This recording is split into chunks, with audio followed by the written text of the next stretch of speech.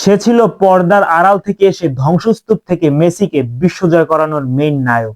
কিভাবে 5 ফুট 6 ইঞ্চির এই যুবক একটি আর্জেন্টিনার ছোট শহর থেকে এসে বিশ্বজয় করলো এবং পৃথিবীতে নিজেকে অমর করে তুললো। আজকে জানবো মেসির এই জীবন সম্পর্কে, কিভাবে মেসি জিরো থেকে হিরো হলো, ফুটবল বিশ্বের সম্রাট হলো। আপনি যদি চ্যানেলে নতুন হয়ে থাকেন, সাবস্ক্রাইব করুন, লাইক করুন, শেয়ার করুন। চলুন শুরু করা যাক। 24শে জুন 1987 সালে আর্জেন্টিনার ছোট এক শহর রোজারিওতে তৃতীয় সন্তান হিসেবে মেসি জন্মগ্রহণ করে। মেসি হাঁটার সাথে সাথেই তার বাবা বলে সে নাকি ফুটবল খেলা শুরু করে দেয়। সেখান থেকেই তাকে ফুটবল ক্লাবে ভর্তি করে দেয় তার বাবা।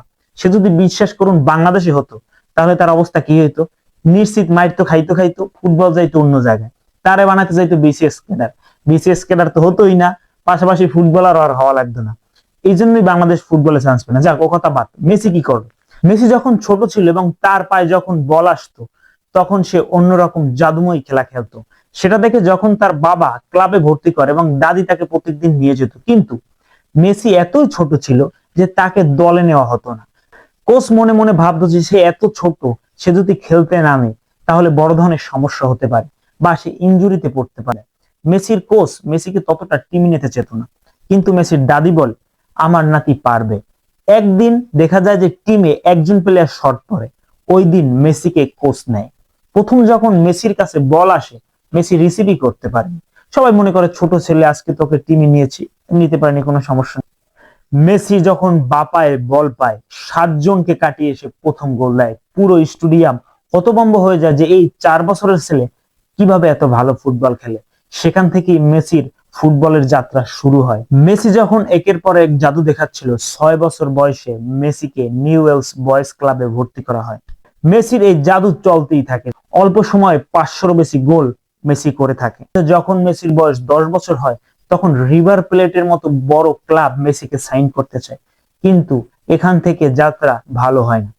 মেসি নতুন এক বাধার সম্মুখীন।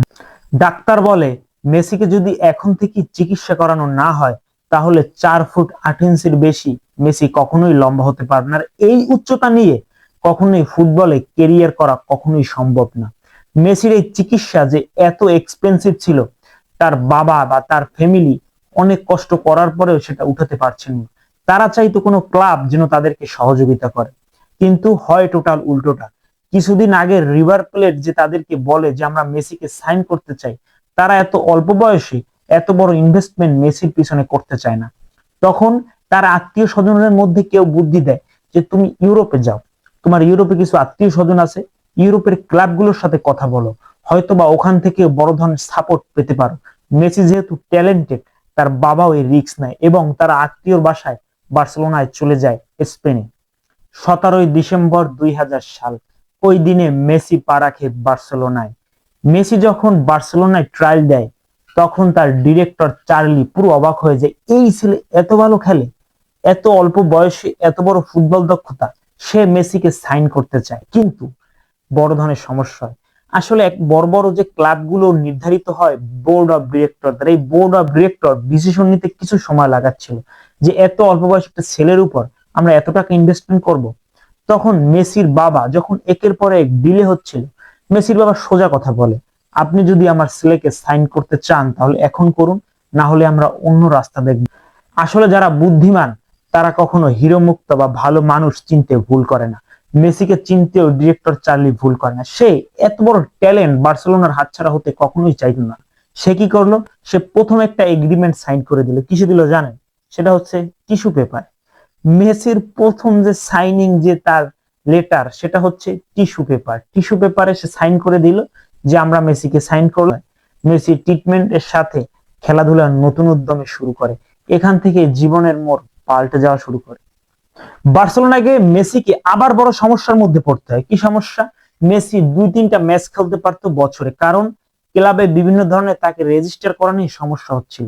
মেসি পড়ে গিয়েছিল পুরো একাকিত্বে। মেসি তো এমনি কম কথা বলে, মনে হয় সে বউর সাথেও কম কথা বলে, কিন্তু সে বাইরেও সবসময় কম কথাই বলে। তাছাড়া সে পড়ে গিয়েছিল পুরো একাকিত্বে। তার পুরো পরিবার তাকে বার্সেলোনায় রেখে আর্জেন্টিনায় চলে যায় এবং সে একাকিত্ব বরণ করে। 1-2-3 ম্যাচ খেলে বছরে, সেখান থেকে তার সমস্যা কাটে না। কিন্তু আস্তে আস্তে ধীরে ধীরে সে বার্সেলোনার মেইন টিমে, ইউথ টিমে জায়গা পাওয়া শুরু করে। একের পর এক গোল ভালো পারফরমেন্সের মাধ্যমে বড় বড় শিরোপা বার্সেলোনার জন্য আনতে শুরু করে মেসি। সেখান থেকে সবাই জানে যে নতুন এক হিরোর উত্থান হচ্ছে বার্সেলোনায়, যে ইউথ টিমে একের পর এক ভালো রেজাল্ট করছে, ভালো গোল করছে। 2002-2003 সালে ইউথ কাপ জিতে মেসি হয় বার্সেলোনার ওই সময়ের ইউথ টিমের টপ স্কোরার। সেখান থেকেই জয়যাত্রা শুরু হয় বার্সেলোনা। মেসির বন্ধুরা বিভিন্ন ক্লাবে গেলেও মেসি বার্সেলোনায় থেকে যায়। 2003 সালে 16 বছর বয়সে বার্সেলোনায় মেসি মেইন টিমে জায়গা পায় এবং সেখান থেকে সে শুরু করে মেইন টিমে খেলা। বার্সেলোনায় একের পর এক গোল, অ্যাসিস্ট ও সেই লেভেলের ড্রিবলিং এর মাধ্যমে ধীরে ধীরে কোচের মন জয় করতে শুরু করে মেসি। সে বার্সেলোনায় একের পর এক পারফর্ম করে বড় বড় প্লেয়ারদেরকে বিট করে দিচ্ছিল। তৎকালীন ব্রাজিলিয়ান প্লেয়ার রোনালদিনিও ছিল বার্সেলোনায়।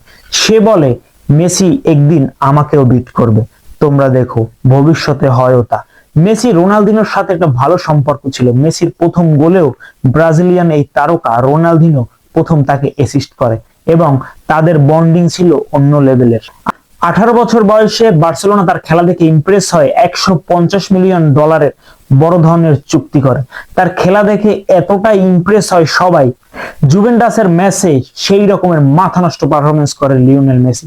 সেটা দেখে তাকে অফার করা হয় যে তার বেতন ডাবল করে দেওয়া হবে, কিন্তু বার্সেলোনা তাকে কখনোই ছাড়তে চাইলো না। বার্সেলোনা বুঝে গিয়েছিল মেসি আমাদের ক্লাবের জন্য কতটা ইম্পর্টেন্ট এবং কতটা লাভজনক। তারা কখনোই মেসিকে অন্য ক্লাবে দিতে চাইলো না এবং তারা এই ডিল থেকে সম্পূর্ণ দূরে রইল। মেসিও বার্সেলোনায় রইল এবং একের পর এক রেকর্ডের ছড়াছড়ি করতে লাগলো দিন বাই দিন। কিন্তু ওই একই সমস্যা, মেসি যখন আর্জেন্টিনায় ডেবিউ করে, মেসি যখন আর্জেন্টিনায় আসে, তখন তার পারফরমেন্স ততটা ভালো ছিল না, টিম বন্ডিং ততটা ভালো ছিল না। মানুষ বলতে থাকে মেসি বার্সেলোনার জন্য জান পরাণ দিয়ে খেলে, কিন্তু মেসি ন্যাশনাল টিমের জন্য, দেশের জন্য সে কিছুই করতে পারেনি। মেসির এই সমস্যা থেকে ধীরে ধীরে বড় ধরনের সমস্যার সৃষ্টি হয়।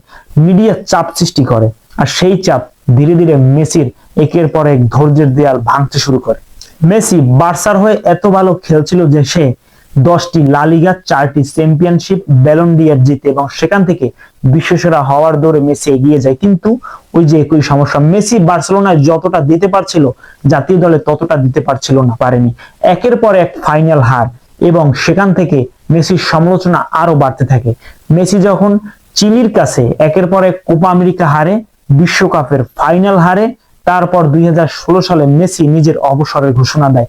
টিমের অবস্থা খুবই খারাপ, সেখান থেকে মেসি আর ফিরতে চায়নি। কিন্তু তখন উদ্ভব ঘটে নতুন এক হিরোর, যার হাত ধরে মেসি নতুন ভাবে নিজেকে বিশ্ব জয়ের জন্য আবার তৈরি করে।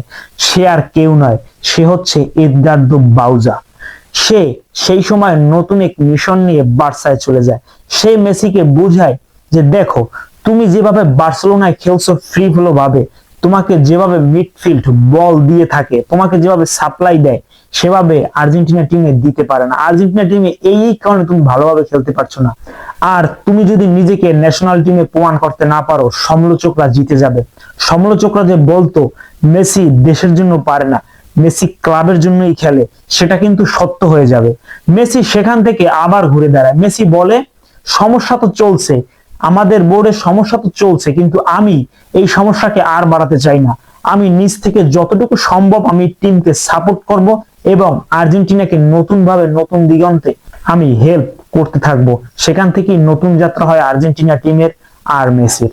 বাউজা মেসিকে আসলে মোটিভেশন দেয়, মেসির ভিতরে সুপ্ত অহংকারকে, সুপ্ত জেদকে, সে যে বিশ্বের ট্যালেন্টেড ফুটবল প্লেয়ার সেটা প্রমাণ করতে বাউজা তাকে আরো উৎসাহ দেয়।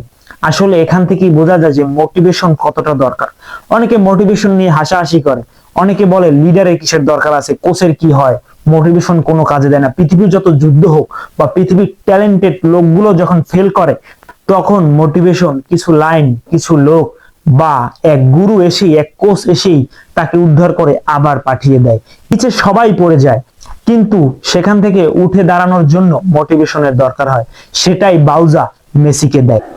ওই সময় মেসির চির প্রতিদ্বন্দ্বী রোনালদো ইউরো কাপ খেলছিল। মিডিয়া তাদের মধ্যে একটা সবসময় খারাপ বা বাজে সম্পর্ক অথবা তাদের মধ্যে একটা রাইভেলরি সবসময় বাজিয়ে রাখছিল, তারা একে অপরের প্রতিপক্ষ। রোনালদোর কাছে যখন জিজ্ঞেস করা হয় মেসি তো অবসরের ঘোষণা দিয়েছে, রোনালদো তখন বলে, মেসির মতো প্লেয়ারকে কাঁদতে দেখা আমার জন্য কষ্টের। মেসি যে সিদ্ধান্ত নিয়েছে তা খুবই কঠিন সিদ্ধান্ত। আমি মনে করি মেসি আবার ফিরে আসবে জাতীয় দলে এবং সে ফুটবলের জন্য যে অবদান রেখেছিল তা আরো বাড়াবে। তার মতো নক্ষত্রের ফুটবল থেকে বিদায় বড় ক্ষতির কারণ, এই ক্ষতি কখনোই পুষাতে পারবে না। এখান থেকে রোনালদো মিডিয়ার যে চাপটা মেসির উপর সেটা কিন্তু ধীরে ধীরে কমে যাচ্ছিল। এটা এক কিংবদন্তির পক্ষ থেকে, খেলোয়াড়ের পক্ষ থেকে আরেক কিংবদন্তিকে বড় ধরনের সম্মানের। মেসি ধীরে ধীরে জাতীয় দলে আসা শুরু করে, সেখান থেকে নতুন অধ্যায়ের যাত্রা শুরু হয়। বাউজা চলে যায় কিন্তু তার বলে যাওয়া কথা, তার বিভিন্ন সিদ্ধান্ত, তার বিভিন্ন ট্যাকটিক্স থেকে যায়। লিওনেল স্কালোনি যখন কোচ হয় এবং মেসি যখন আবার খেলা শুরু করে তখন আর্জেন্টিনা একের পর এক অপ্রতিরোধ্য হয়। নতুন এই টিমকে নিয়ে 2021-এ কোপা আমেরিকা জয়, 2022-এ বিশ্বকাপ জয়, 2024-এ কোপা আমেরিকা জয়, ফিনালিসিমা জয় এবং 2026-এ উড়ান্ত সূচনা করে বিশ্বকাপের আবার দাবিদার হয়ে ওঠে এই মেসির আর্জেন্টিনা। ব্রাজিলিয়ান কিংবদন্তি রোনালদিনো বলে, আর লুকোচুরি নয়, সবাইকে মেনে নেওয়া উচিত, মেসি হলো সর্বকালের সর্বসেরা ফুটবলার, দা গোট। মেসির গল্প ফুটবলারের গল্প না, মেসির গল্প এক হার না মানা যোদ্ধার গল্প, যে কখনো হার মানতে শিখেনি, যে ধ্বংসস্তূপ থেকে নিজেকে আবার তৈরি করেছে, আবার বিশ্ব জয় করেছে।